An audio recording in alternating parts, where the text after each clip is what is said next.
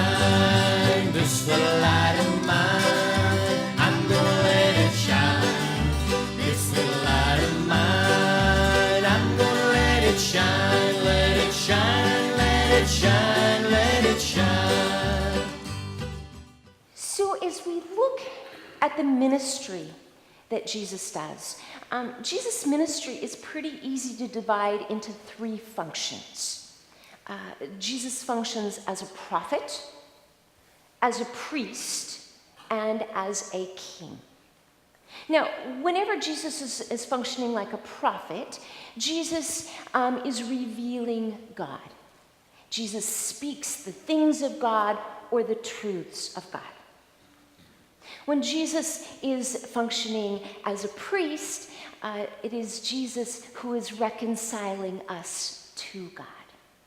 Jesus intercedes for us, and Jesus' prayer and praise is utterly holy, completely acceptable to God on our behalf. Jesus, as king, is ruler of heaven and earth, the Lord of all creation. So Jesus, priest, prophet, king. Today, this glimpse of Jesus that we get towards the end of the Gospel of John, we see Jesus functioning as the priest. It's almost to the end of his life, and this is his farewell discourse to his disciples. And in this farewell discourse, he is praying for them. He is praying for what's about to happen. He is praying not only for them, but the disciples who will come year after year after year, including the likes of us. Jesus prayed. Now the piece of that prayer that we're going to pick out today, and that piece of prayer that we're going to pursue a little bit more, is the part at the very end, when Jesus says that they may be one as we are one. Now, this business of being one in the church, one anywhere, is quite complicated. I don't know how it is for you, but if there are more than two people standing in any room in my house, we have more than two opinions. Sometimes when I'm standing in a room alone, there's more than two opinions. But according to Gordon Conwell Seminary, the Center for the Study of Global Christianity, according to this organization, there are 44,000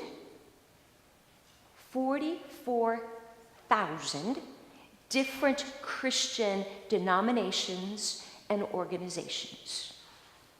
Which is to say, there's a whole lot of ways to figure out what does it mean to follow Jesus and how do we go about that business of following Jesus.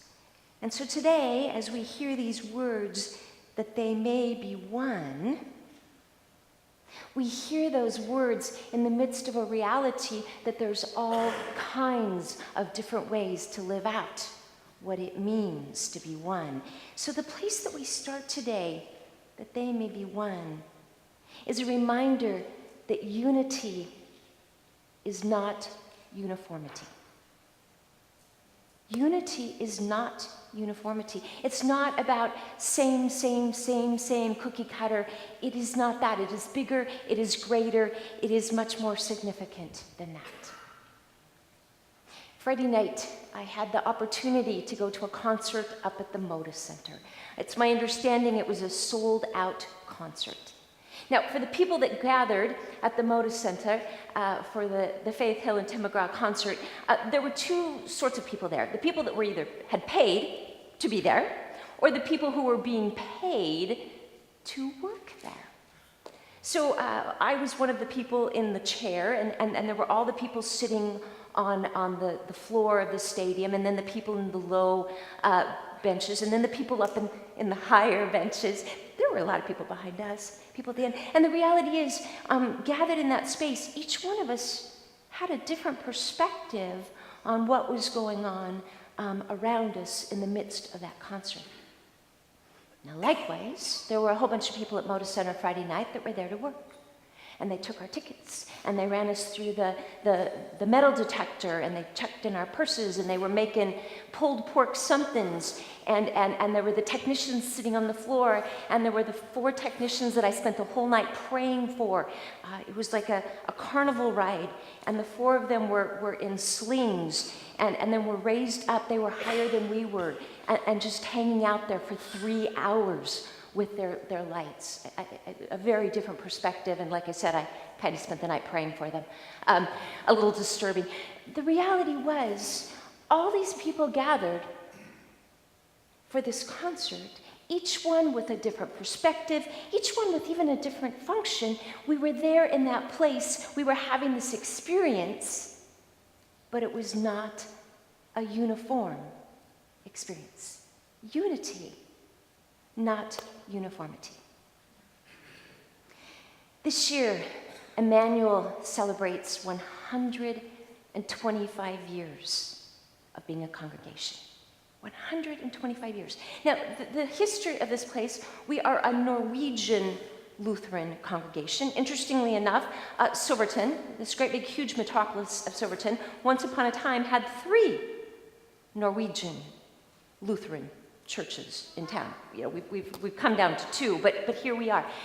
But as we continue to consider, what does it mean to be the church 125 years later, we're getting stretched and grown in new ways. So at this point, he doesn't even know this is going to happen.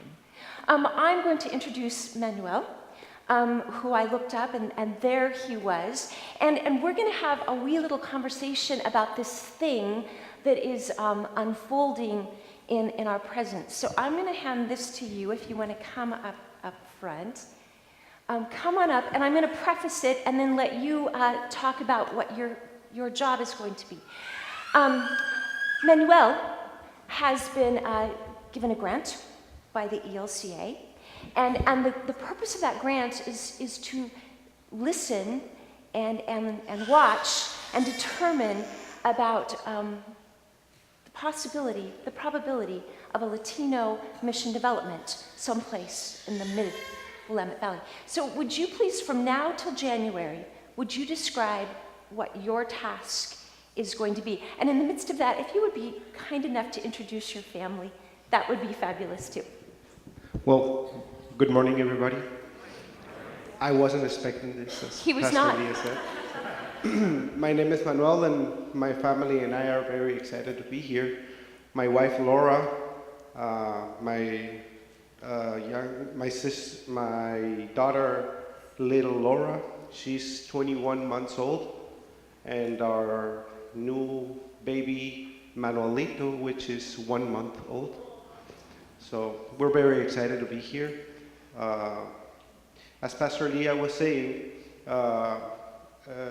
I'm working with the Oregon Synod to start this very exciting project that is to look for a congregation that's able to host a Latino ministry in our mid-Willamette Valley area. That's Silverton, Kaiser, Salem. It's Albany. So we're starting this June. First of all, I'd like to thank officially Pastor Leah and all the congregation for giving us the chance to have an office space here in Immanuel. That's very helpful. And I hope that we're going to have a chance to keep seeing quite often. I'm very excited to have people like Pastor Leah that's willing to get involved and help in this ministry that's starting. So as I understand it, you are going to be looking for where the Latino populations are in the Mid-Willamette Valley, and then where there is openness to begin a new worshiping community in the Mid-Willamette Valley. And then in January, you will be making a recommendation back to the Synod about where to plant. But that's got to converge not only where the population, but where is there a church that has openness to enter into the ministry alongside. Another thing is, I'm a mission developer for the Oregon Synod and the ELCA as well. I'm also going through the ministry process to get ordained as a pastor.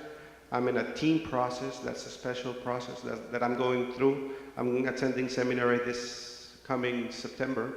So there's a lot of things going on. And a little bit about what Pastor Leah is talking about is this project to develop a Latino ministry. It's a 9 months, approximately 9 months long project that is to start getting to know all these congregations, all these Lutheran congregations that has a little or more of a Latino work, Latino people attending, and get to know how can we reach those people. How can we encourage them to welcome them? That's a challenge, and that's the main idea, to work on this through these 9 months. At the end of this process, which is on January, I have to make a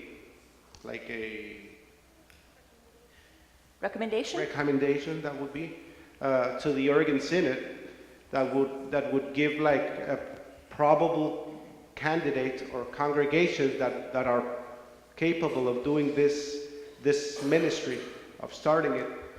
And when that happens, the next step is to start a worshiping congregation or worshiping community, which is the next steps from the research that we're starting in June.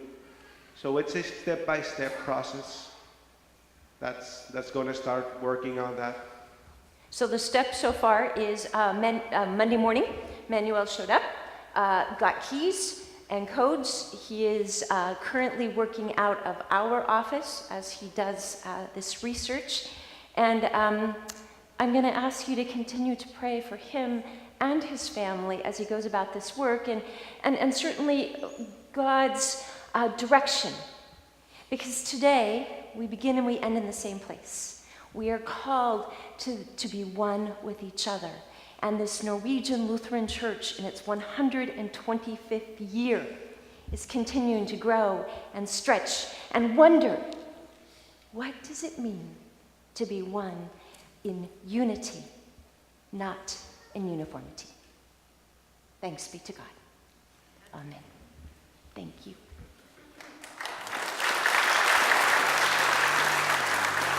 Well, this light of mine, I'm gonna let it shine. This light of mine, I'm gonna let it shine.